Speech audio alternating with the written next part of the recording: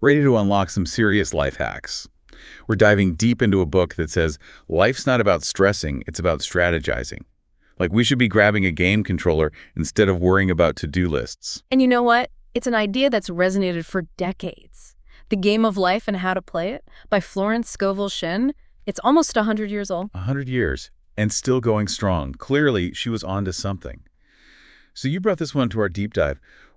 What is it about this book that's captivated readers for so long? Well, I think Florence Scovel Shinn, who was a big name in the New Thought movement, really hit on something universal, this idea that our thoughts have this incredible power, that they're actually shaping the reality we experience every single day. Okay, no pressure then, right? Exactly. The title alone, The Game of Life and How to Play It, makes you wonder if we've all been missing out on some secret cheat code. Well, Shinn thought so. She really lays out these spiritual principles, almost like rules of the game, if you will. And she believed if you understood them and you aligned yourself with them, you could achieve greater success. You could invite more abundance and ultimately experience a deeper sense of happiness. All right, I am here for it. Let's break this down because this whole life is a game concept, for a lot of people, that's a huge mental shift. Absolutely. I mean, if you're constantly approaching life as this struggle, this uphill battle, it's really easy to get bogged down, to feel stuck, to feel like you're just a pawn being pushed around on the chessboard. But what if, and this is the invitation of the book, what if we could shift our perspective and approach life as a game, even with all of its challenges and its inevitable ups and downs? Because even in a game, there are going to be levels you have to get through, right? Exactly. There are going to be times when you don't win. But if you can shift your perspective to that of a player in a game, suddenly you're empowered to start learning the rules. You can strategize your moves, and you can even find ways to have a little fun along the way. Okay, so instead of feeling like we're stuck at the starting line, Shinn is saying we have the power to level up.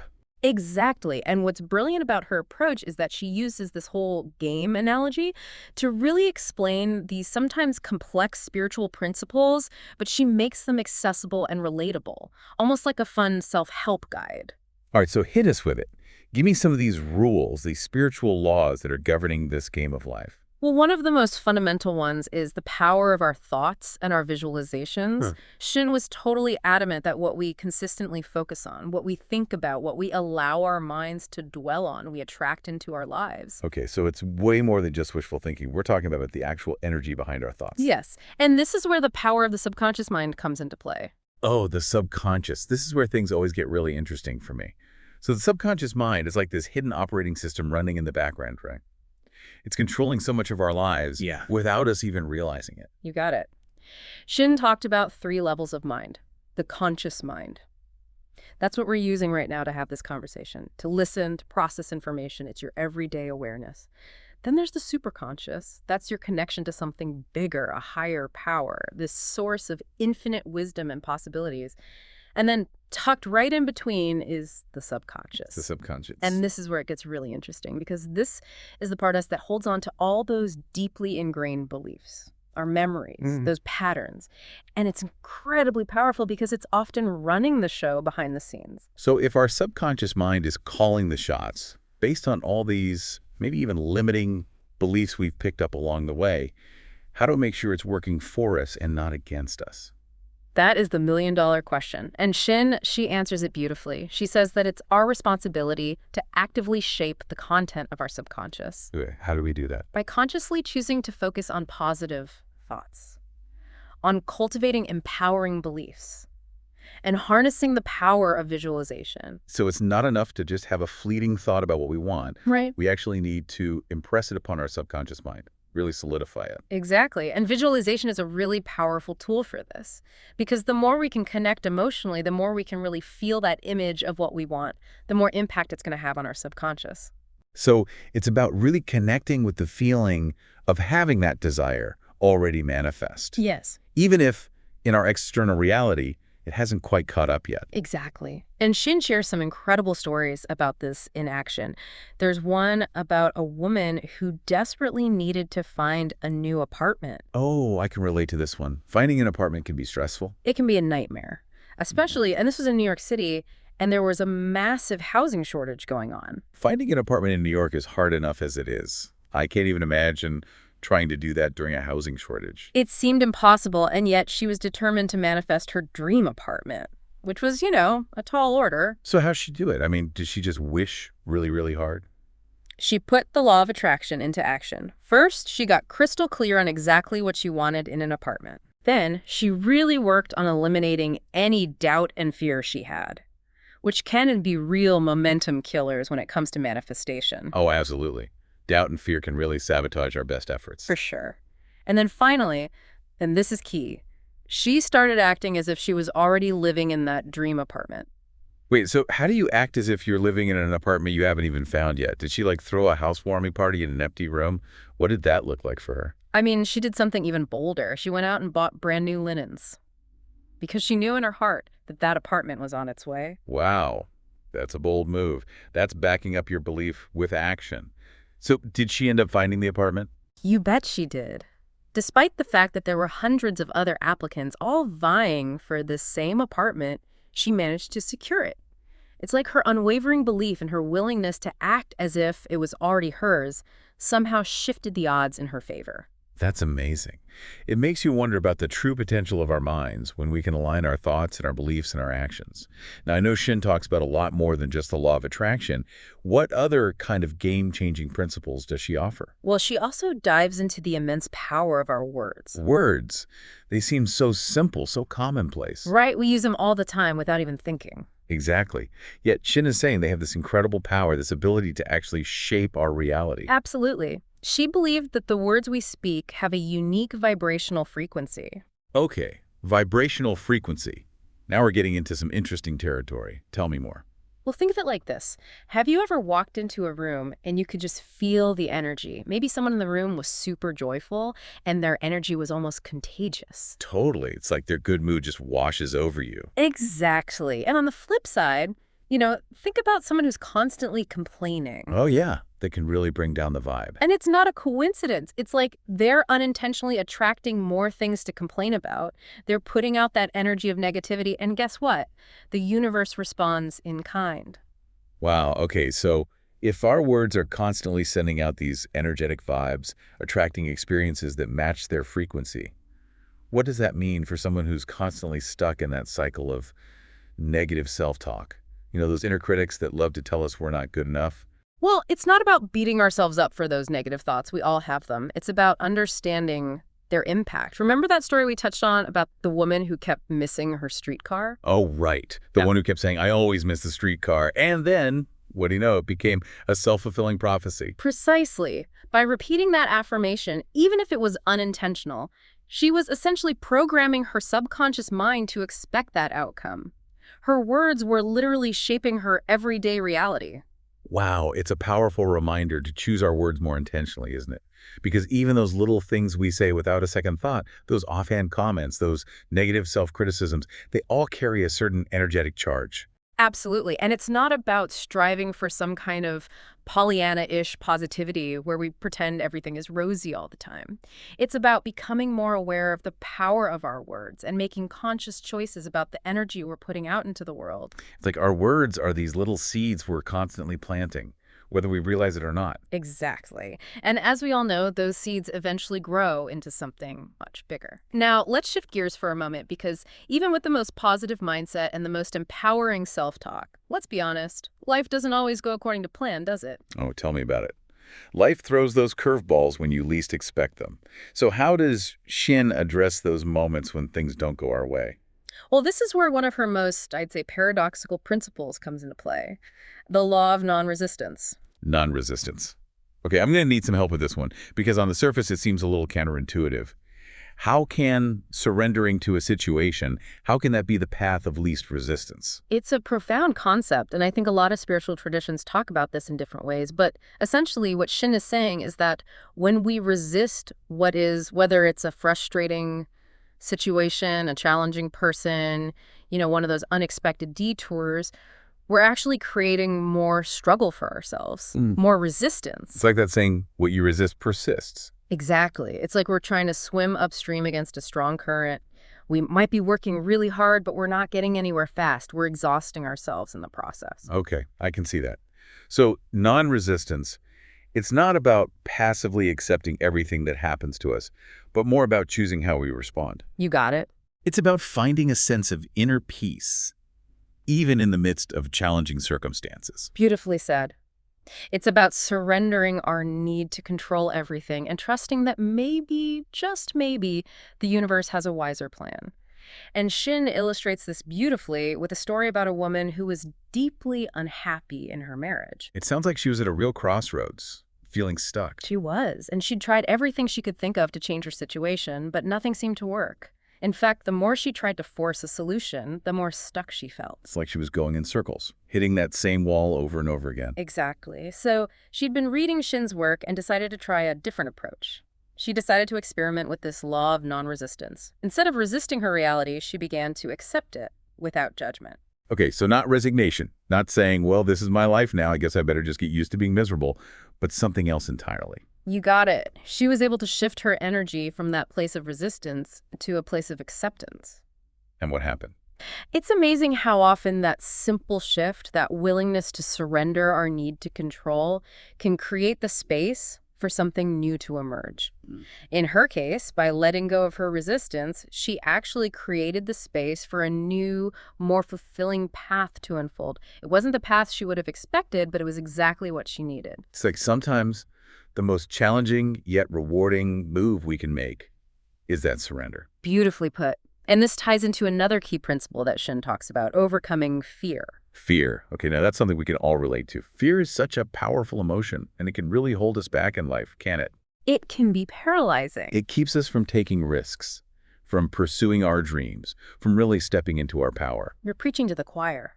But here's the good news. Shin believed that fear, while it's a natural human emotion, it doesn't have to have a stranglehold on our lives. In fact, she even offers practical techniques for transforming that fear into something much more empowering. Faith. Okay, because I think we could all use a few more tools in our back pocket for those moments when fear threatens to take over. So what are some of those techniques? What did Shin suggest? Well, one of the simplest yet most powerful techniques she advocated for was the practice of affirmations. Affirmations.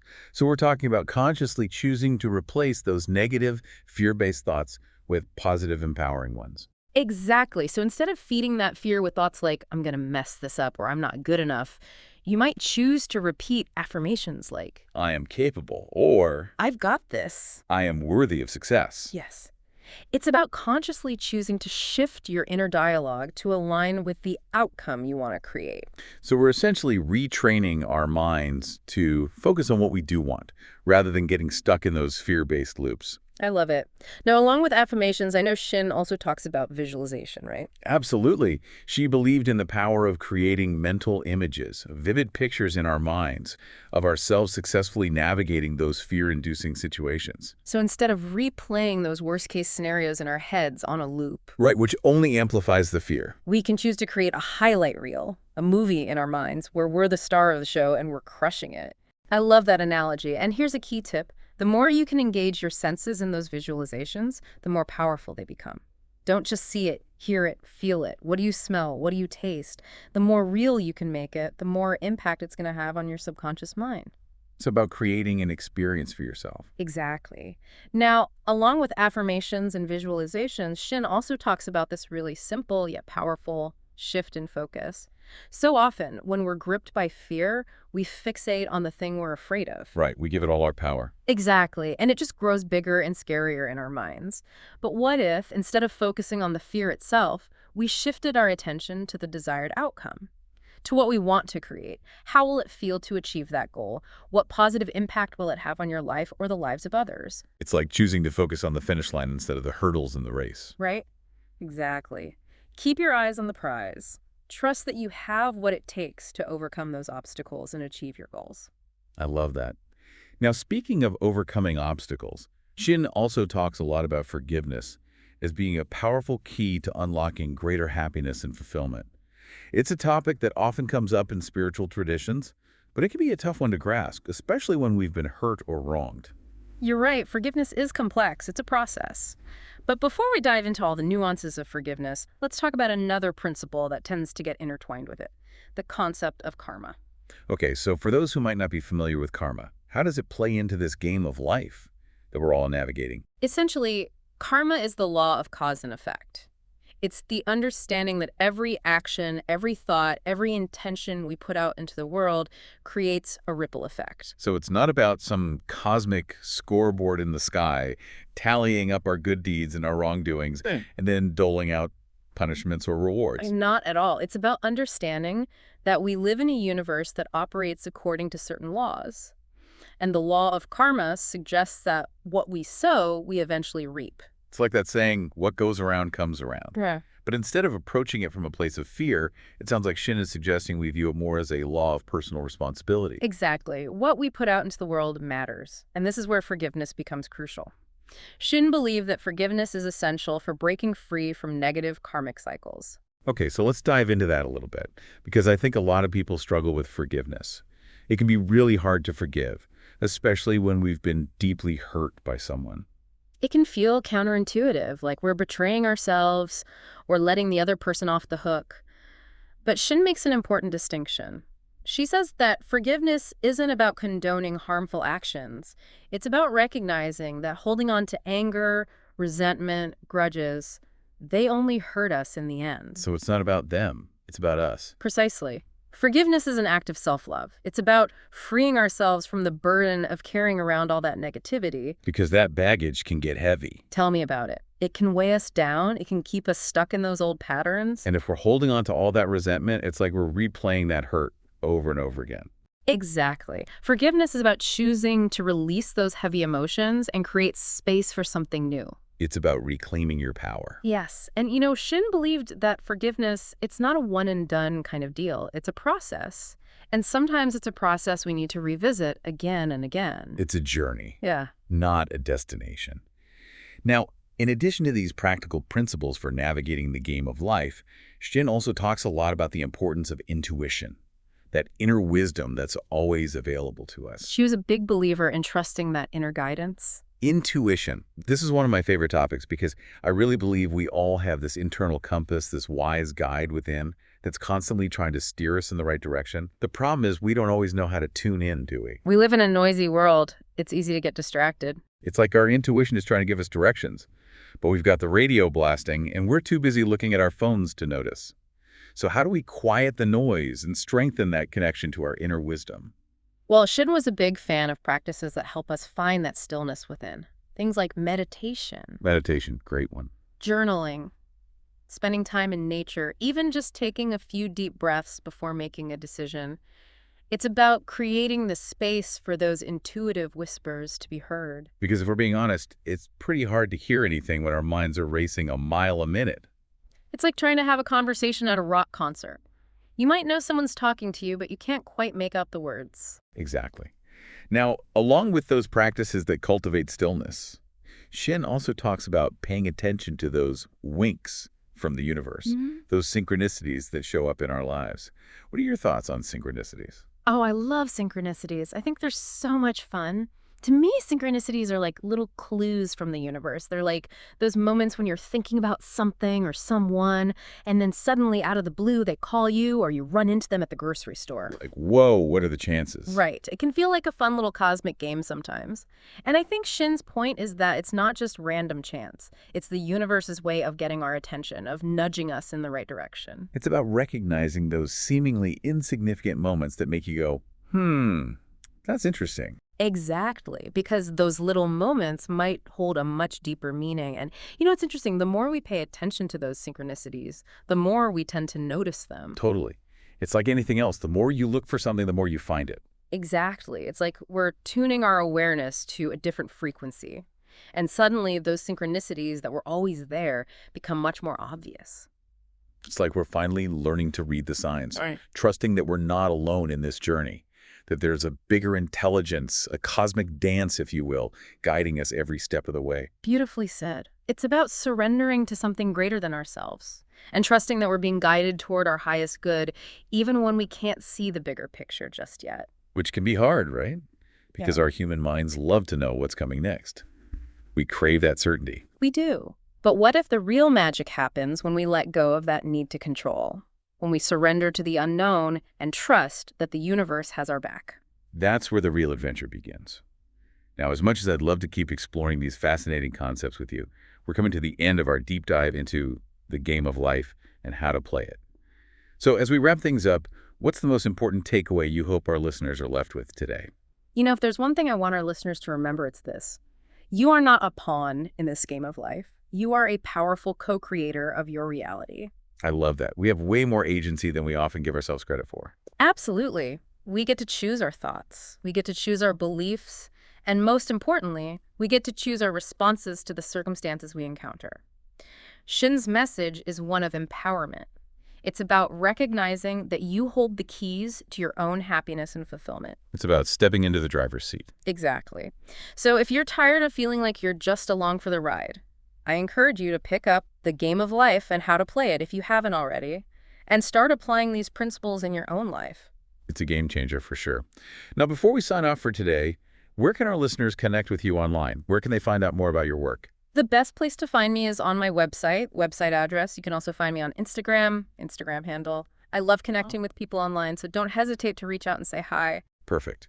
And for our amazing listeners, thank you for joining us on this deep dive into the transformative wisdom of Florence Scovel Shinn. We'd love to hear your thoughts on the book and the principles we discussed today. And as always, if you try out any of these techniques, let us know how it goes. Tag us on social media, shoot us an email, or leave us a voice message on our website. We're all in this together, folks. Until next time, keep playing the game with awareness, with intention, and with a whole lot of heart.